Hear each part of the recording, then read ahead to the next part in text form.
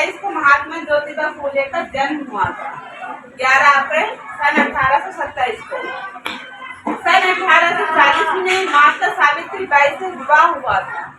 सन 1840 में हमारे महात्मा ज्योतिबा फूले का विवाह किसके साथ हुआ था? माता सावित्री बाई फूले के साथ, है ना। उन्होंने भी काफी सामाजिक कार्य किए थे। वो किसकी वजह से, किसके योगदान से? सिर्फ और सिर्फ हमारे महात्मा ज्योतिबा फूले के योगदान के द्वारा ही उन्होंने सामाजिक कार्य किए। खास करके लड़कियों को पढ़ाने में, महिलाओं को शिक्षित करने में उनका काफी योगदान रहा। सन 1841 से 1847 मिशनरी स्कूल से शिक्षा प्राप्त की थी। सन 1841 से 1847 तक उन्होंने मिशनरी स्कूल से शिक्षा प्राप्त की थी महात्मा ज्योतिबा फूले। सन 1847 में टॉमस पेन रचित मनुष्य के अधिकार पुस्तक का अध्ययन किया था।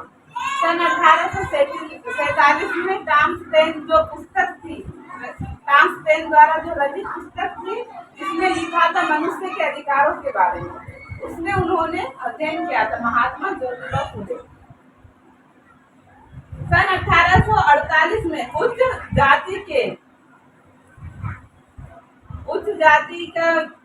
विवाह में उन्हें अपमानित होना पड़ा था। हमारे महात्मा ज्योतिबा फूले जो थे, उनके दोस्त जो थे वो ऊंची जाति के थे। जब उनकी शादी में वो चले गए थे, वहाँ पे उन्हें काफी अपमानित सहना पड़ा था, क्योंकि जो हमारे महात्मा ज्योतिबा फूले थे वो जो नीची जाति के थे, इसलिए उन्हें अपमानित होना पड़ा था।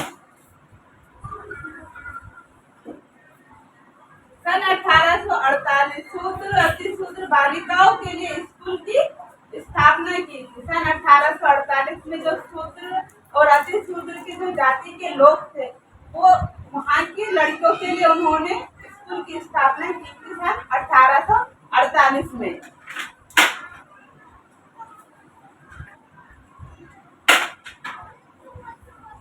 इसके बाद उन्होंने सन 1849 शूद्रों को शिक्षित करने के कारण पत्नी समेत घर से निष्कासित किया गया था। सन 1849 में वे जब कार्य करने लगे थे, शूद्र और अतिशूद्र के जो बच्चे थे, लड़कियां थी, जो महिलाएं थी, उन्हें शिक्षित करने के कारण लोगों द्वारा उन्हें पत्नी समेत घर से निष्कासित कर दिया गया था। निष्कासित मतलब घर से बाहर निकाल दिया गया था कि आप ये जो कार्य कर रहे हैं ये नहीं करना चाहिए, क्योंकि जो शूद्र जाति के लोग हैं, अतिशूद्र की जाति के लोग हैं, वो पढ़ेंगे लिखेंगे तो हमसे ही बगावत करेंगे, इसलिए उन्हें पढ़ाया ना जाए। इस कारण हमारे महात्मा ज्योतिबा फूले को घर से बाहर निकाल दिया गया था।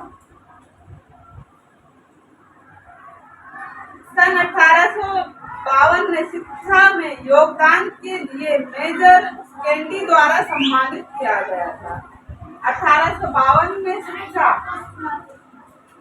शिक्षा में योगदान के लिए हमारे महात्मा ज्योतिबा फूले जो योगदान दिए थे, वो शिक्षा में काफी योगदान रहा था, इसलिए मेजर कैंडी द्वारा उन्हें सम्मानित भी किया गया था।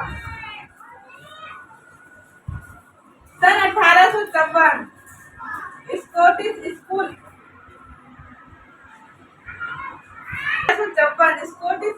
में अध्यापक भी रहे थे और 1855 रात्रि विद्यालय की शुरुआत की थी। 1855 में रात्रि के समय हमारे महात्मा ज्योतिबा फूले लड़कियों के लिए स्कूल खोला, विद्यालय खोला, वहाँ पे लड़कियों में रात के समय पढ़ाते थे। 1860 में विधवा पुनर्विवाह में सहायता दी। हमारे महात्मा ज्योतिबा फूले ने 1860 में जो विधवा महिलाएं थी, उन्हें पुनर्विवाह में सहायता दी गई थी। 1863 में शिशु हत्या निवारण के लिए प्रस्तुति गृह की स्थापना की थी। उस समय क्या था, 19वीं सदी में 1863 में जो विधवा महिलाएं थी, वो अगर गर्भवती हो जाती थी तो वो क्या करती थी, बाल हत्या की जाती थी। तो उसे रोकने के लिए उन्होंने एक आश्रम भी खोला, ताकि वो वहाँ रह सके और अपने बच्चे का देखभाल कर सके और किसी हत्या ना हो, इसलिए उन्होंने ये कार्य किया था। 1866 में अछूतों के लिए घर के लिए कुएं से पानी खोला। उन्होंने क्या कार्य किया था? घर में ही उन्होंने कुआं खोला ताकि जो अनुसूचित जाति के लोग हैं वो वहां से पानी पी सके। 1873 में सत्यशोधक समाज की स्थापना की थी। 1873 में एक ऐसे सत्यशोधक समाज की स्थापना की जहां समाज के हित की बात की जाती थी। जो लोगों के अधिकार है उनके हित की बात की जाती थी। इसलिए हमारे महात्मा ज्योतिबा फूले ने सत्यशोधक समाज की भी स्थापना की थी। 1876 में स्वामी दयानंद सरस्वती की शोभा यात्रा की। 1876 से 82 तक पूना नगर पालिका के सदस्य भी बने थे। फिर 1882 मंडल शिक्षा आयोग के समक्ष बयान भी किया था। फिर 1885 ग्रामीण के अधिकारों के पक्ष में चुनाव कोर्ट का फैसला भी किया था। फिर 1888 में जनता द्वारा सम्मानित किया गया था महात्मा की उपाधि से। तो हमारे महात्मा ज्योतिबा फूले ने इन सब कार्य करने के इन्होंने इतने सारे कार्य किए थे, इसलिए हमारे महात्मा ज्योतिबा फूले को महात्मा की उपाधि से नवाजा गया था, है ना। उन्होंने लड़कियों के लिए शिक्षा के लिए कार्य किए, लड़कियों के लिए स्कूल खोले। उन्होंने विधवा महिलाओं के लिए पुनर्विवाह समझते हो? पुनर्विवाह मतलब दोबारा शादी करने में भी उन्होंने सहायता दी।